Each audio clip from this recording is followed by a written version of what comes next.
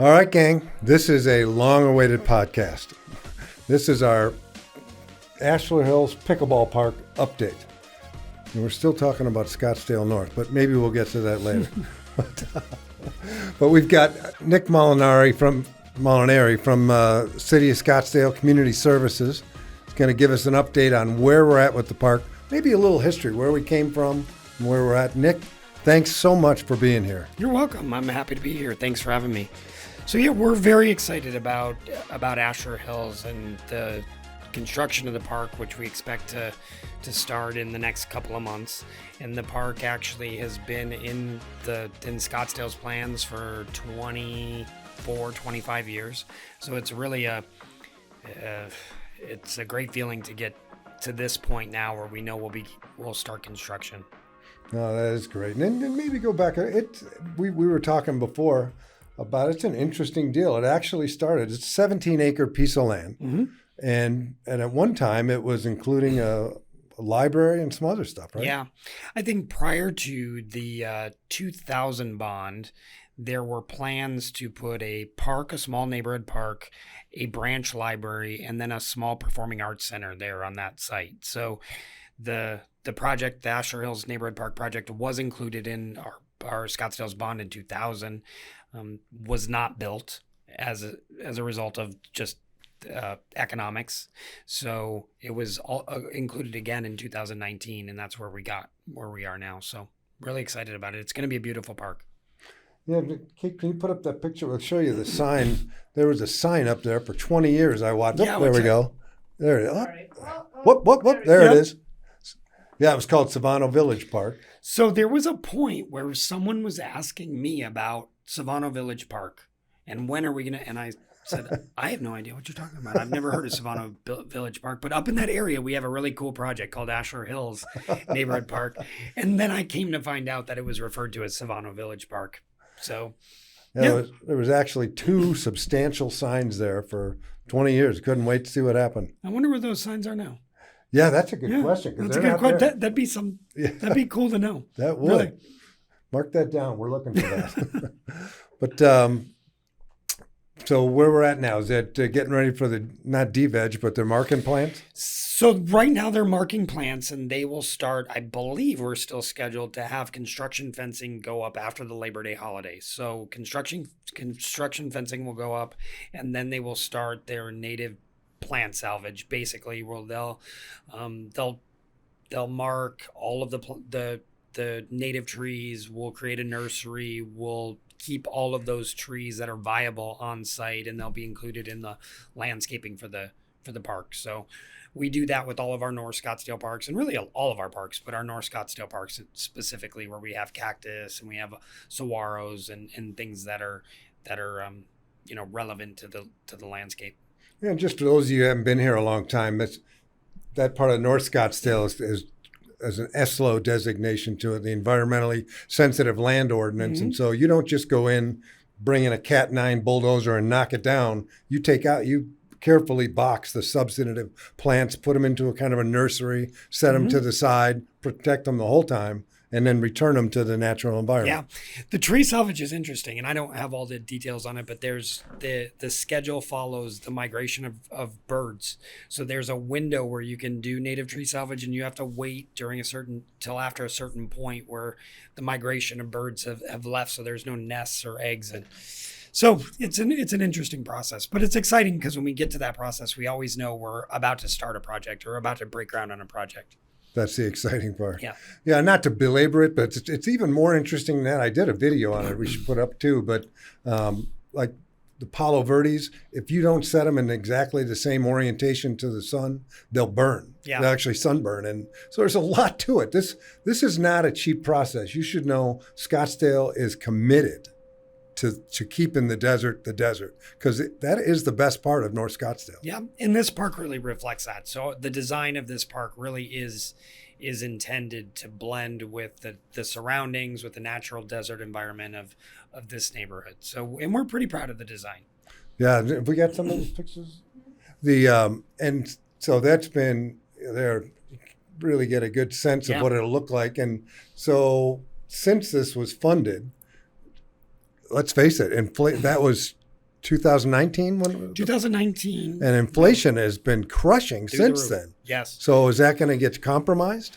It is not going to get compromised. So the budget for the park through the bond that was approved by Scottsdale voters in 2019 was $6.1 million. In Scottsdale City Council this past May allocated an additional $4.3 million to fully fund the construction of the park. So that's about where we're at in terms of cost inflation and escalation as far as the park goes. But we're just thrilled that we're not compromising any of the park amenities, that we're not downsizing the park, that we're not making any real cuts to anything that we promised to deliver to the voters when they approved the bond in 2019. City of Scottsdale is a cut above. Really, I think they're the best planning out. They get the best outlooks, but also to show that kind of commitment to producing quality, because they're the most beautiful parks I've ever seen. Well, I'm not just talking about this one. All of them up there, really. Thank you. Yeah, we've done a very good job historically with our park design and really being thoughtful about the surrounding the parks in different parts of the city have a different characteristic based on where they're at. So we feel good about the design for this park, and really the North Scottsdale parks have all really been designed to kind of capture that feeling of the Sonoran Desert and the surrounding architecture, the architecture, the housing developments around the park. So. That gives you a good sense. I think you can see it blends in. So, all right, now we got the whole picture up there. It's much easier to see. Since we got this, Nick, tell us a little bit about what do you see? Yeah, we have. This will be the entrance in the parking lot from Ashler Hills Drive, and we have a basketball court, 8 pickleball courts. Those are to the west side, kind of tucked against where the target is there. Right here. Yep. So we did the whole site design was developed to create the maximum amount of space between the residential to the north. So we have some turf areas, these grass areas here, all of the trees represented, not all these trees, but a bulk of these trees will be trees that were on the site before, that have been salvaged. We have the big steel structure here, this thing that we consider big shade, covers the playground, a restroom, storage. So a lot of shade here on the site, which is really a high priority for us when we build parks. And this is a substantial shade structure. Yeah. It's going to be nice. Can we get that up there? Yep. So that represents this piece here, which is the focal point of the park, and we have the playground right under here. So is this all that metal that rusts in it? It is, yes. Yeah. Mm-hmm. It'll even look more. The older it gets, the more. It ages very well. So the parks that we've been, Northside, Dock Cavalier, the parks that we built in North Scottsdale that we've used this material on, they've aged very well. They've aged kind of seamlessly into the landscape of the area. So we feel really good about this design and the materials that we selected for the park. And the elevation does come down from where we would be up here in the north. So the pickleball courts, which will provide the greatest level of sound and light, are depressed into the landscape. So that sound, that noise, that light will dissipate as it comes out. So really providing the least amount of impact as far as any noise, any sound to the residents and to the homeowners in the area. Yeah, that gives a good sense of it. Yeah. Yeah, a lot of trees, so a lot of shade throughout the area. And sound dissipation. They do. We did actually, that's a great point, is that the landscape in this particular part of the park, which is northeast of the pickleball courts, is all kind of over vegetated to provide kind of increased sound barrier, increased light barrier. So there's very, very minimal even line of sight opportunities from the households to the northeast. Yeah, they're just up by that shelf kind of a thing in the northeast. The other southwest view. Yep. Okay, good. So you can see. Yeah, Yeah, there you can see the homes. Yep. And this would be the entry to the park from the parking lot. From here Yep. to the bridge across. Is that probably an active wash? It is an active wash, yes. Yeah. Mhm. And in working through some of the wash areas, there are several wash areas in the park was a consideration that we had to look at when considering the location of some of the amenities.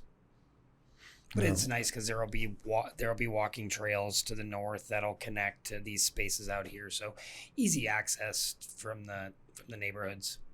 And actually, I think it goes down into the shops too. So if they wanted to, you go down and Yeah. have lunch or what have you. Now, let's kind of look at the timeline. Yeah, timeline is really we anticipate to see construction fencing go up the week after Labor Day, so sometime in that week Okay. or two, and we'll start all of our native tree salvage, and then really we'll start to see some earthwork shortly after that. So in the early fall, October, we'll start to see not anything exciting for people, but they'll start moving dirt around, start doing some grading, and really that major construction will start near the end of 2024. So The end of 2024? well, construction will start relatively soon. They'll start with, like I said, grading does take several months as far as literally moving dirt around, removing the trees, creating the nursery that they'll have for all the native trees that we plan to keep on site. So that process, several things can happen concurrently. So, and then we expect the total process to last between a year and maybe 14 months at the most. That's 14 months is probably a realistic timeline considering some of the work we're doing now. But as we see some of the timeline shorten up, materials have been a little bit more accessible than they were over the last year or two. We're shooting for that year mark.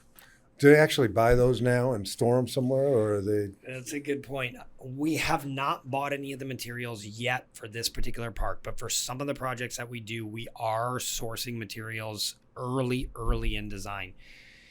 We will start to purchase some of the materials for this project 6-7 months before we need those materials. And it's part of our, not to get too into this, but the construction method that we went with, it's called CMAR, which is construction manager at risk. So we selected a contractor to, I would say it's been almost a year since we selected that contractor, and that contractor is working with our designer, with our architect, on constructability, on material selection, on ultimately material sourcing. So that's been the best method of construction that we've gone with it, and would be the alternate one. One option would be a low bid where someone designs everything, puts together a hard design package, and then we source that out and we put it and we select the lowest bidder. So that's not the type of method we've been using over the past year or so, which gives us better results.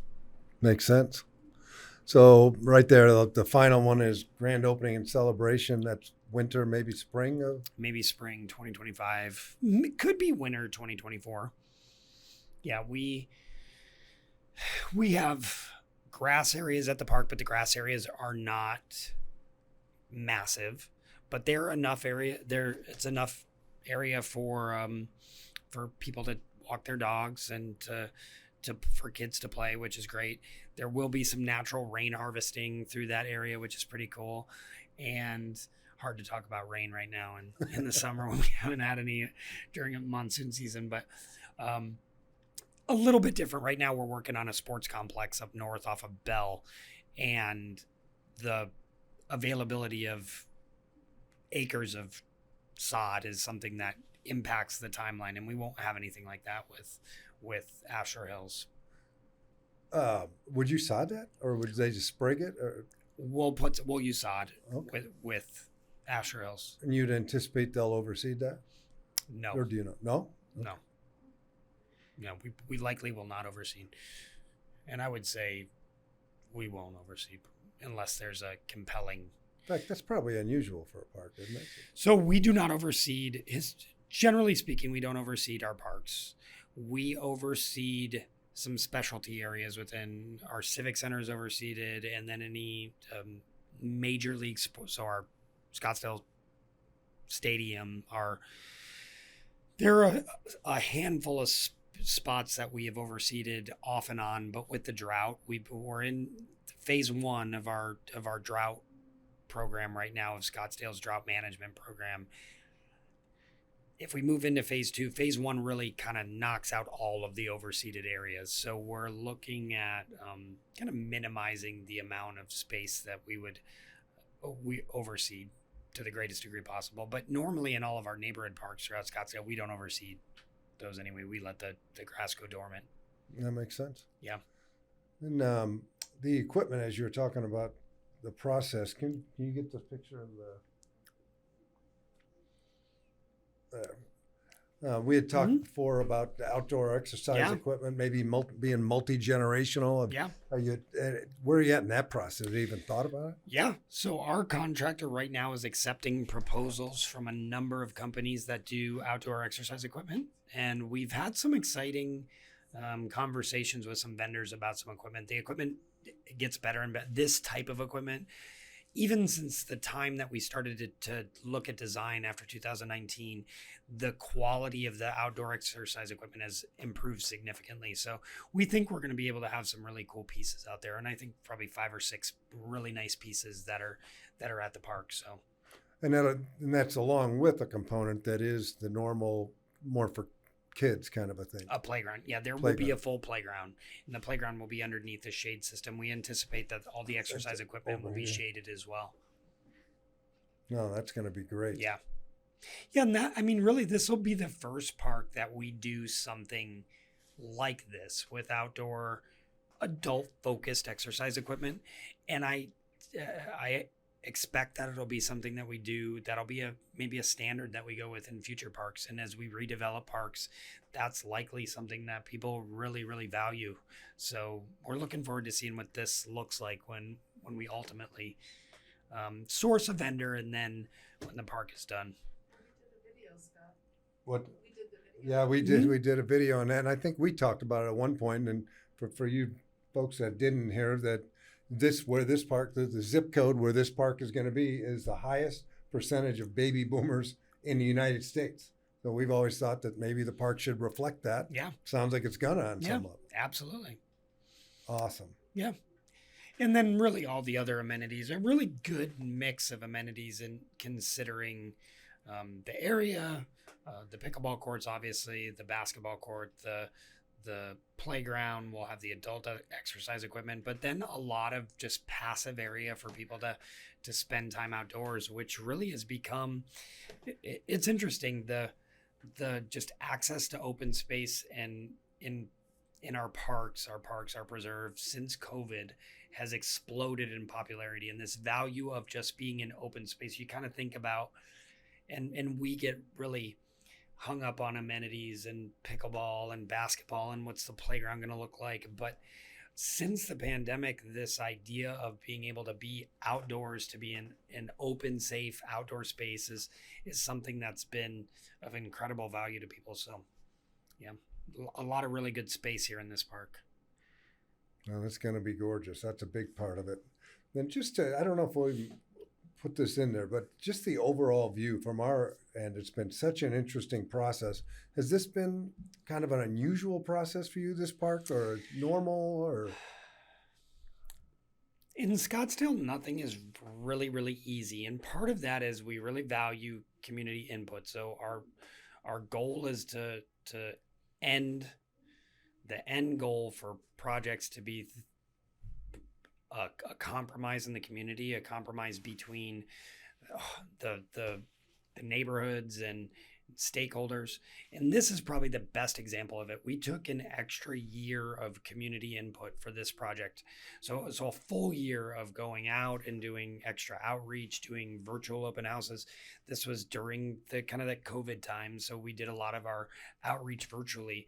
And we probably don't do that, or we don't do that for many. I don't think in 26 years I've done that for any of our projects. But when we got to the end, I think everybody felt like we were at the best possible compromise. Like we had really produced the best design possible for everyone, for the neighborhood, for the active individuals in the area that want to see activity, that want pickleball, that want amenities. So we really feel like that extra time, which probably cost us some money considering the the inflation, right? The inflation during Yep. that time. Yep. But we feel good about where we landed at with design as far as consensus goes. Yeah, the one part where there are probably still some people grumbling. I really think you guys addressed it perfectly. You in particular was the dog park issue, but now we have a bit of an answer to that there's a new one, right? Yeah, in the same bond election, so as part of the same funding source, we're building a dog park on Thompson Peak in Hayden. So adjacent to, on the corner there, adjacent to Thompson Peak Park. So that'll be a 3.5 acre dog park with 3 separate dog cells, similar to the one we have down south at Chaparral. And really, in our community, we have these large dog parks that are more community gathering spaces. They bring people from all over the area. We have people that come to Chaparral's dog park, that come from Phoenix, they come from Mesa, they come from from everywhere. We have not putting dog parks in the middle of a residential area where you have a lot of noise, a lot of sound, a lot of activity was not something that was appropriate for this space, considering the sensitivity that a lot of the neighbors had to sound, to additional light, to traffic in the area. And with the one street, kind of one point of entry, Right. It just was not the right place for a dog park here at Ashler Hills. But now we're at about 60% design plans for the dog park at Thompson Peak. So that won't come far behind the Ashler Hills project. That's probably less than 4 miles away. Yeah. But speaking also to the impracticality, Reed Parks went into it pretty good detail with us about these dog parks are much more maintenance than people really get.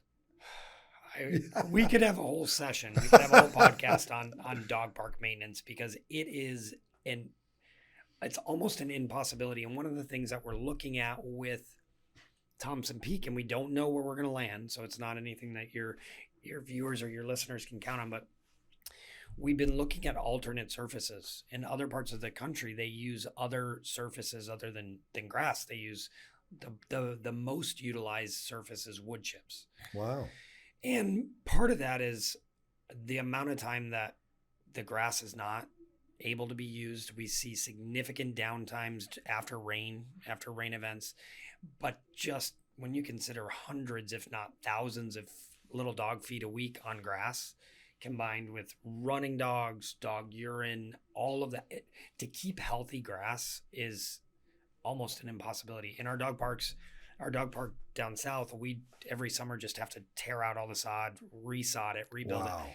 And that is really only to get us to a place to where it can last through another 12-month period. And really it's a 9-month period. So yeah, dog parks are challenging. We know though that they're a need, and we know that people really want them. So we're doing everything we can to really design the best project up at Thompson Peak in Hayden. And then we have some plans for some renovations to our southern dog park to maybe make that a little bit more. We have unbelievable use at that dog park, which it's really our only major dog park in Scottsdale, and the use is just incredible. Well, that gives a good sense for it, but as you say, people, it's their kids kind of a thing. In fact, I remember telling Reed Parks, who was kind of in your position earlier, that to tread lightly on that subject. I said, these pickleball people are enthusiastic. The dog park people are rabid. Walk carefully.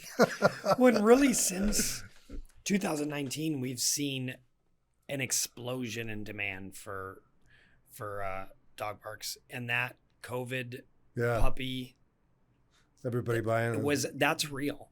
So now we have lots of people who have new dogs, and dogs are obviously, I bought a dog during COVID and we certainly understand that. So we've had some changing needs over the past 4 or 5 years. So trying to adapt to that to the best we can.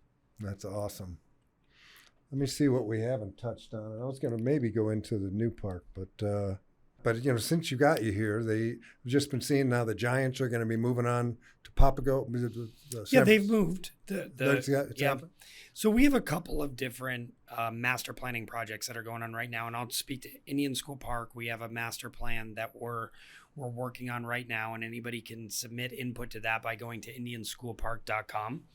We have an interactive website that lets you provide feedback and do some exercises on an interactive map. But the San Francisco Giants had used that space for the past 20 years for their minor league team.